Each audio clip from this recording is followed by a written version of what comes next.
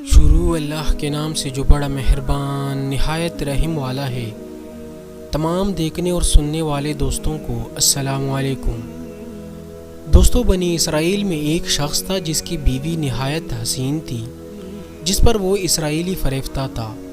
چنانچہ جب اس عورت کا انتقال ہو گیا تو اس اسرائیلی کو بڑا قلق ہوا اور ایک مدت تک وہ اس عورت کی قبر پر بیٹھا روتا رہا۔ اتفاقاً حضرت عیسیٰ علیہ السلام کا ادھر سے گزر ہوا تو انہوں نے اس اسرائیلی کو پریشان حال دیکھ کر اس کا سبب معلوم کیا۔ جب اسرائیلی نے اپنا واقعہ بیان کیا تو حضرت عیسیٰ علیہ السلام نے دریافت فرمایا کہ کیا تو چاہتا ہے کہ میں اس کو تیرے لیے زندہ کر دوں؟ اس نے عرض کیا کہ ہاں حضور، یہی میں چاہتا ہوں۔ چنانچہ جب حضرت عیسیٰ علیہ السلام نے اس قبر کے مردے کو آواز دی تو قبر سے ایک حبشی غلام، جس کے ناک کے نتنوں، آنکھوں اور جسم کے دوسرے سوراخوں سے آگ کی لپٹیں اٹھ رہی تھی۔ حضرت عیسیٰ علیہ السلام کو دیکھتے ہی غلام نے کلمہ پڑھ لیا۔ تو اسرائیلی نے یہ دیکھ کر عرض کیا کہ حضور، مجھ سے غلطی ہو گئی، میری بیوی کی قبر تو دوسری ہے۔ یہ سن کر حضرت عیسیٰ علیہ السلام نے حبشی کو حکم دیا کہ تم اپنی قبر میں واپس ہو جاؤ۔ چنانچہ وہ مردہ ہو کر گر گیا اور اس کی قبر کو مٹی سے چھپا دیا گیا۔ پھر حضرت عیسیٰ علیہ السلام نے اس دوسری قبر کی جانب توجہ فرمائی اور حکم دیا کہ اے صاحب قبر، اللہ کے حکم سے زندہ ہو جا۔ چنانچہ قبر پٹی اور اس سے ایک عورت سر سے گرد جاڑتی ہوئی باہر آ گئی، جس کو دیکھ کر اسرائیلی بولا کہ یا روح اللہ، میری بیوی یہی ہے۔ اور حضرت عیسیٰ علیہ السلام کے حکم سے وہ اسرائیلی اپنی بیوی کو ہمراہ لے کر واپس ہونے لگا، مگر عرصہ سے جاگا ہوا تھا، اس لیے اس پر نیند کا غلبہ ہو گیا اور اس نے بیوی سے کہا کہ تیری قبر پر بیداری نے مجھے ہلاک کر دیا، اس لیے میں چاہتا ہوں کہ کچھ دیر آرام کر لوں۔ بیوی کہنے لگی کہ ہاں، آپ آرام کر لیجئے۔ چنانچہ وہ اسرائیلی بیوی کے زانوں پر سر رکھ کر سو گیا۔ اتنے میں ایک گھوڑے پر سوار ایک شہزادے کا ادھر سے گزر ہوا جو اپنے زمانے کا یکتا حسین تھا، جس کو دیکھ کر شہزادی از خود فریفتہ ہو گئی اور اس کا دل قابو میں نہ رہا۔ اس نے شوہر کا سر زانوں سے نیچے رکھا اور فرط محبت و غلبہ عشق سے مجبور ہو کر شہزادے کے سامنے جا کھڑی ہوئی۔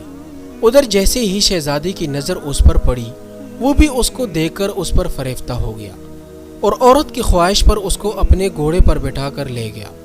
چنانچہ اس کے شوہر نے بیدار ہو کر جب اپنی بیوی کو نہ پایا تو نہایت پریشان ہوا اور اس کے ملنے کی تدبیر سوچنے لگا۔ سوچتے سوچتے آخر اس کے نشان قدم پر چل کر اپنی بیوی کو تلاش کر لیا، جو شہزادے کے پاس پہنچ چکی تھی۔ اس کو دیکھ کر اسرائیلی نے شہزادے سے عرض کیا کہ یہ میری بیوی ہے، آپ اس کو چھوڑ دیجئے۔ ابھی شہزادہ کچھ کہنے بھی نہ پایا تھا کہ اس عورت نے کہا، میں تیری بیوی نہیں بلکہ شہزادی کی لونڈی ہوں۔ یہ سن کر شہزادہ اسرائیلی سے کہنے لگا، کیا مجھ سے میری لونڈی کو لینا چاہتا ہے؟ اس نے کہا، خدا کی قسم، یہ میری بیوی ہے، جس کو میرے سردار حضرت عیسیٰ علیہ السلام نے مرنے کے بعد میرے لیے زندہ کیا۔ ابھی یہ گفتگو ہو رہی تھی کہ اتفاقاً حضرت عیسیٰ علیہ السلام بھی وہاں تشریف لے آئے، جن کو دیکھ کر اسرائیلی کہنے لگا، یا روح اللہ، کیا یہ میری وہ بیوی نہیں جس کو آپ نے میرے لیے زندہ کیا ہے؟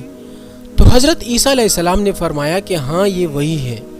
یہ سن کر عورت کہنے لگی کہ یا روح اللہ، یہ شخص جھوٹا ہے، میں تو اس شہزادے کی لونڈی ہوں۔ حضرت عیسیٰ علیہ السلام نے فرمایا کہ کیا تو وہ عورت نہیں جس کو میں نے اللہ تعالیٰ کے حکم سے زندہ کیا ہے؟ عورت نے کہا، یا روح اللہ، باخدا میں وہ نہیں ہوں۔ اس کے بعد حضرت عیسیٰ علیہ السلام نے فرمایا کہ جو جان خدا کے حکم سے میں نے تجھے دی ہے، اس کو واپس کر دے۔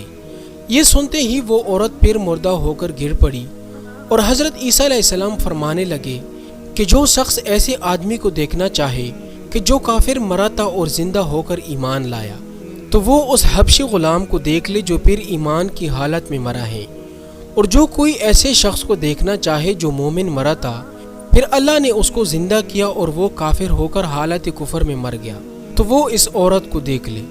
اس واقعہ کو دیکھ کر اسرائیلی نے قسم کھائی کہ اب کبھی نکاح نہیں کروں گا، اور میدانوں کی طرف نکل گیا، جہاں اللہ تعالیٰ کی عبادت میں مصروف رہ کر اسے موت آ گئی۔ تو دوستو، نبی اور رسول کے اقرار اور انکار کا نتیجہ اس حکایت سے ظاہر ہوتا ہے اور سبق ملتا ہے کہ کامیابی اپنے نبی کی اطاعت و محبت سے ہی مل سکتی ہے۔ چنانچہ ہمیں بھی چاہیے کہ ہر حال میں اپنے نبی کی اطاعت کو سامنے رکھیں، چاہے دل مانے یا نہ مانے، لیکن نبی کریم صلی اللہ علیہ وآلہ وسلم کے طریقوں کو لازمی اپنایا جائے۔ اللہ تعالیٰ اس واقعہ سے سبق حاصل کر کے عمل کرنے کی توفیق عطا فرمائے۔